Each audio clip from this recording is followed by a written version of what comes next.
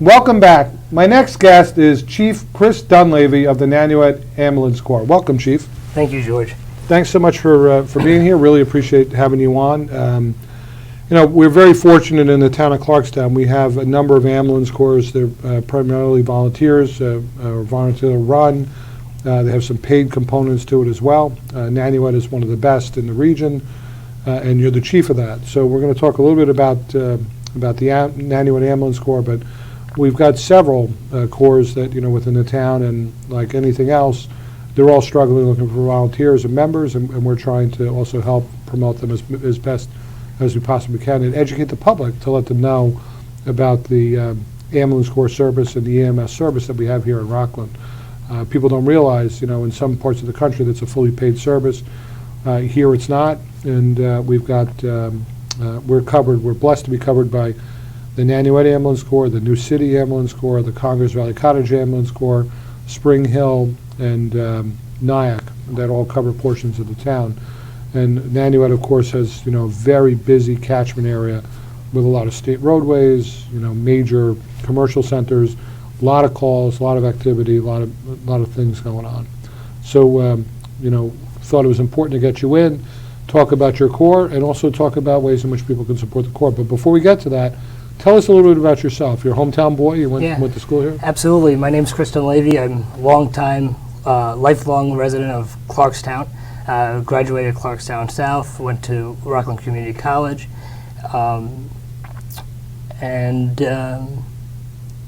I joined the ambulance corps when I was 14 years old. My family was very involved in the organization at that time, and now I'm heading on to my 17th year in the organization. Wow. So you really grew up all the way through your teens and into your 20s and now into your 30s, in emergency services and really through the ambulance corps. So tell us what made you, aside from the family involvement, what inspired you to really, kind of stick with it? Because some people will join and then they'll leave. What made you stick with it? Absolutely. Especially in the volunteer service, we see a lot of people come in and leave the organization. What we've seen, the average lifespan of a member is approximately 5 to 7 years. I grew up in the organization, and I really have gained a lot of lifelong friends in the organization, and has kept me around, and other members kept me really active in the organization. And like I said, I went through the ranks, and I'm currently serving as the chief of the organization. Right. So, tell us, like, what's a typical day like for somebody that's going to be involved in volunteer services? So the volunteer service is an excellent opportunity to give back to the community. We have a lot of different opportunities in the organization, but the very entry level is our observer program. You enter in that observer orientation period, and then we, as the organization, put you into the avenues for the training. Mm-hmm. We train at the Fire Training Center in the evenings, and you gain all the education and ultimately a state certification to practice on the ambulance.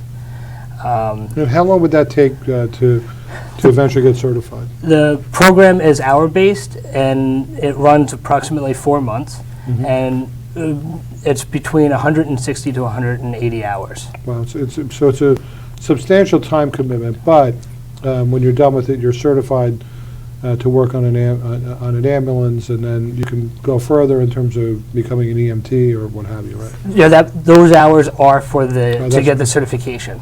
Okay.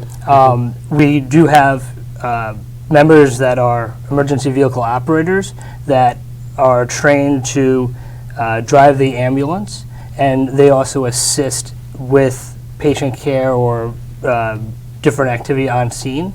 And then we also have the observation period where they have no true certification, but they're assisting, they're like an attendant in the back of the ambulance, mm-hmm. and that helps them get experience on the ambulance.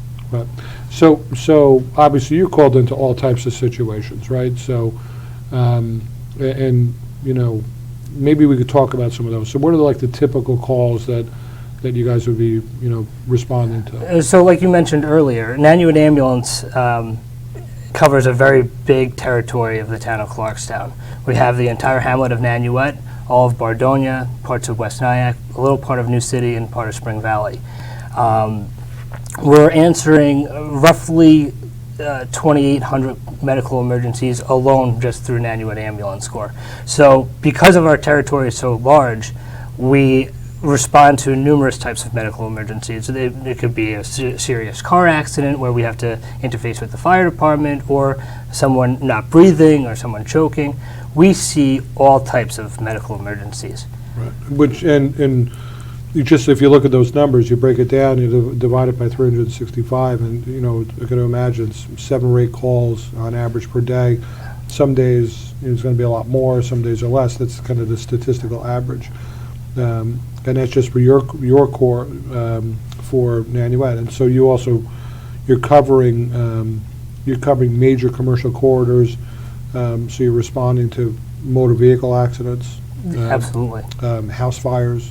Yes. You know, I've been at a lot of different events where I've seen you guys in response. One just recently, actually, I was literally right behind a senior citizen who hit the back of a car, and the car flipped over, and you guys were the responders to it. Again, just incredible work that you guys do.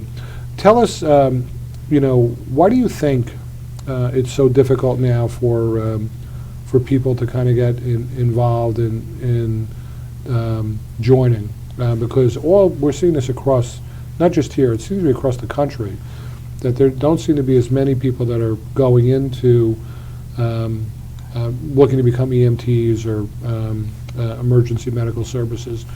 Tell us, you know, what do you think that is, and what can we do to try and change that, at least locally here? George, it's across the United States. The industry, every industry is having difficulty recruiting employees, and our industry is not immune to it by any means. You know, right now there are minimal breaks that volunteers receive. So I believe if we have additional incentive programs, and there are a few that are available to us right now, but I believe additional incentives for volunteer members will definitely spike the interest for the service. Yeah, so that's one of the things that we're talking about. We're actually looking at a tweak of some of our zoning, and then one of the things that we're looking at is to add an additional component where future units that will be built in some of our downtown areas will be available to first responders, and not just firefighters, but making sure that that includes EMTs and ambulance corps members, because that's super, super, super important for us to make sure that we're providing some incentives that are going to help with maintaining that strong base, because when you look at the number of ambulance corps we have, if things don't change, we may be on a path where the system will have to change a little bit. And you know, we have great medical care here. We've got a great medical response, but you can only do what you can do with the number of people that you have. Absolutely. And the numbers are growing up. I mean, as the town continues to grow and expand, and the addition of new senior centers and housing groups, our call volume goes up. Mm-hmm. Every year we see a significant increase in our call volume. And this year, you know, we're in December, and we're already well ahead of last year. Right, right. So Chris, we only got a couple minutes left, but let me just ask, you know, why should somebody consider joining an ambulance corps? We are looking for any individual. If you know somebody that wants to join the ambulance corps to give back to the community, and it may not just be working on the ambulance and actually helping somebody that needs help, but the organization itself also needs help too. So we're looking for individuals that could also give back and help the organization. Our entire operational and administrative staff is 100% volunteer. George, the members that you were speaking of that help offset our volunteers are our per diem employees that work on the ambulances, emergency medical technicians. Mm-hmm. But our support staff, our administration and operation, we're looking for members that could also help in that aspect as well. So it might not just be somebody that is interested or able to work on the ambulance. We need people that can do some administrative stuff at the station as well. Right. So there's many different avenues that you can do if you want to look and join the organization. Right. So Chris, how do they get in contact with you? The best way for anyone to get in contact with an Nanuet ambulance or any of our sister agencies or group organizations is through our website, nanuetems.org. You can contact us through email right off of our website. Right. So Chris, I want to thank you for your service as chief. I want to thank you for your service to the people of the town of Clarkstown. 17 years, you know, it's a real credit to you where you've been helping people in crisis situations, because just like our police, our EMS are oftentimes showing up on maybe the worst day or the worst moment of somebody's life, and you're giving compassionate care, to that family and to that individual. And there's some really traumatic experiences that you're responding to.